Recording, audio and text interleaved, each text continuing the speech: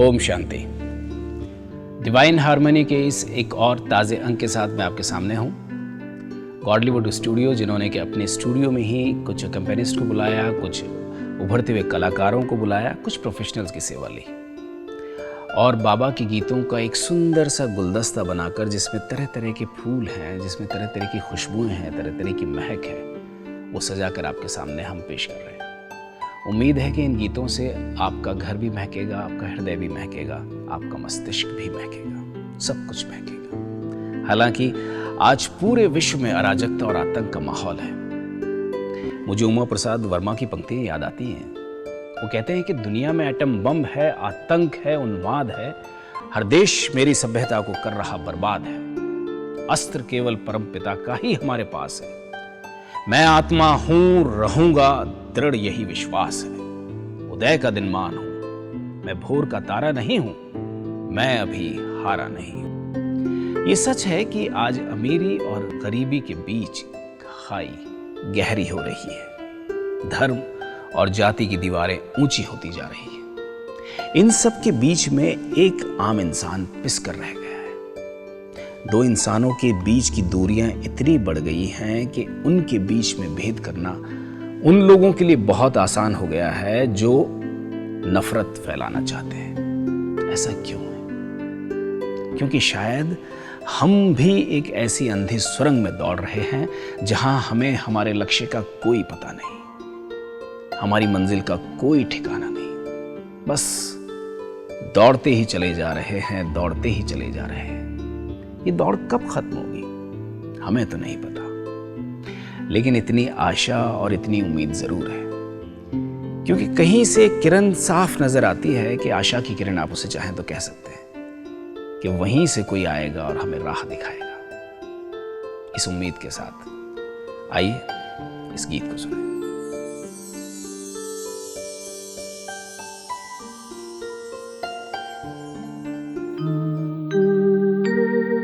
शिव बाबा तू ही मेरे जीवन खिवैया, तू ही मेरे जीवन खिवैया। शिव बाबा तू ही मेरे जीवन खिवैया, तू ही मेरे जीवन खिवैया। हे शिव शांति दाता, ज्ञान मुरली से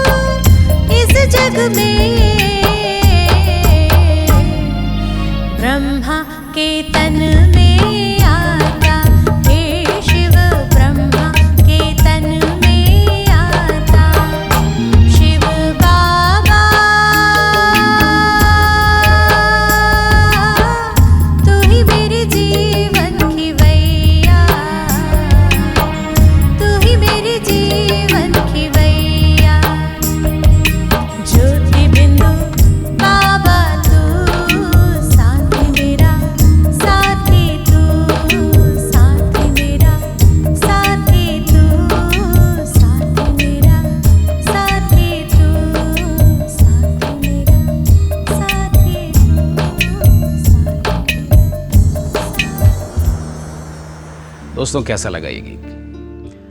हालांकि मैंने इसमें दुश्मनों की बातें की थी, क्योंकि मैंने वो बातें की थी कि आज एक देश दूसरे देश का दुश्मन बना हुआ है, एक इंसान दूसरे इंसान का दुश्मन बना हुआ है। लेकिन ये बाहरी दुश्मन है।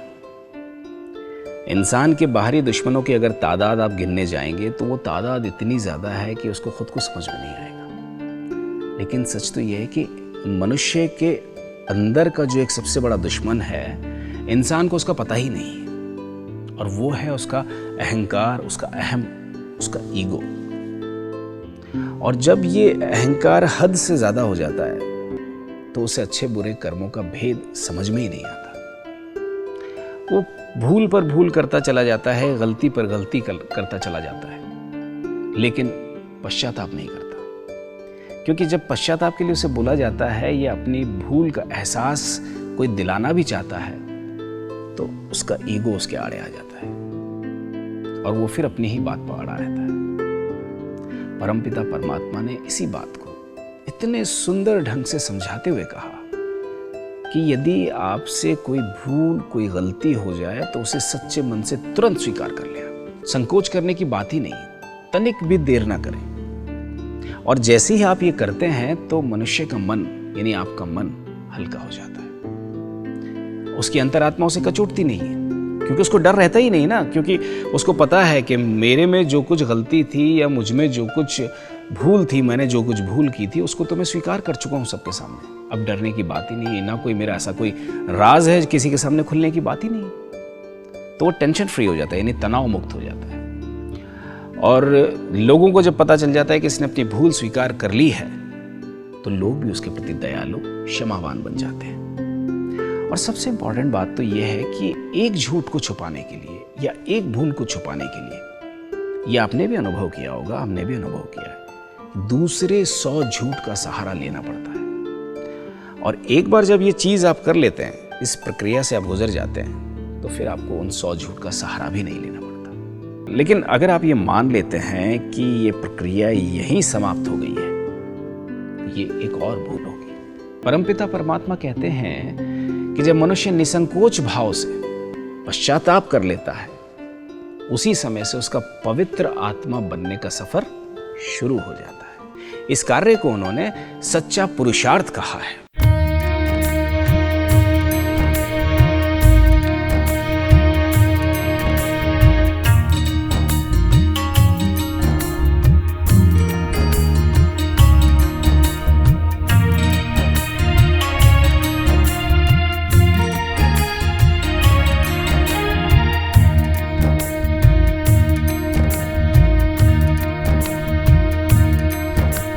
पल पल बहती कल कल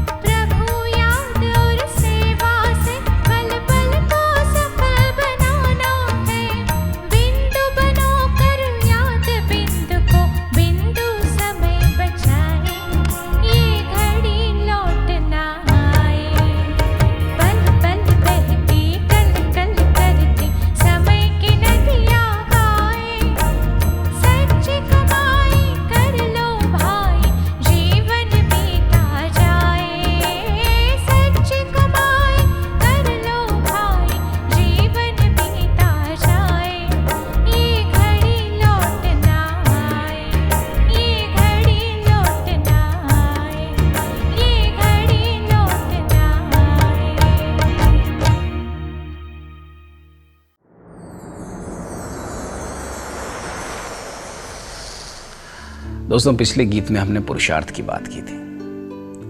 हमारा मकसद, हमारा उद्देश्य सिर्फ आपको गीत सुनाने का नहीं, संगीत पर झुमाना नहीं है। हम चाहते हैं कि हमारे गीतों के जरिए, बाबा के इन गीतों के जरिए, उन्हीं के दिए संदेश, उन्हीं की शिक्षाएं हम आप तक पहुंचाएं। आज जो टेलीविज़न सेट्स पर इधर उधर दूसरे बहुत सारे चैनल्स पर बहुत सारा कुछ ऐसा परोसा जा रहा है जिसे हम अपने परिवार के साथ नहीं देख सकते, हम अपने बच्चों को साथ में बिठा करके उनको नहीं दिखा सकते, ना ही हम देख सकते हैं। हमारी कोशिश कि हम संगीत के ज़रिए, संगीत के माध्यम से आपका मनोरंजन भी करें और साथ ही साथ उन शिक्षाओं का प्रसार भी करें जिसकी आज पूरे विश्व को बहुत ज़्यादा ज़रूरत है। अक्सर देखा गया है कि इंसान अपने चारों तरफ एक ऐसी काल्पनिक दुनिया का निर्माण कर बैठता है। ये एक बिल्कुल नेचुरल प्रोसेस है, क्योंकि जब इंसान दुनिया में आता है तो फिर वो कमाने की कोशिश करता है, जब कमा लेता है तो फिर उसको फैलाने की कोशिश करता है, जब फैला लेता है तो उसमें अपनी ज़रूरतें बढ़ा लेता है। यानी फिर वो अपने ही इर्द गिर्द एक ऐसा जाल बुन लेता है जिसमें लोभ, क्रोध, मोह, माया, काम, इन सभी से वो घिरा रहता है, या यूं कहें कि उस जाल में फंसा रहता है जहां से वो लाख कोशिश के बावजूद निकल नहीं पाता। चाहता बहुत है वो, उसको समझ में भी आता है कि ये गलत है, लेकिन जाल इतना टाइट होता है, इतना कसा हुआ होता है, वहां से निकल नहीं पाता। तो ऐसी आत्मा को आप शुद्ध नहीं कह सकते।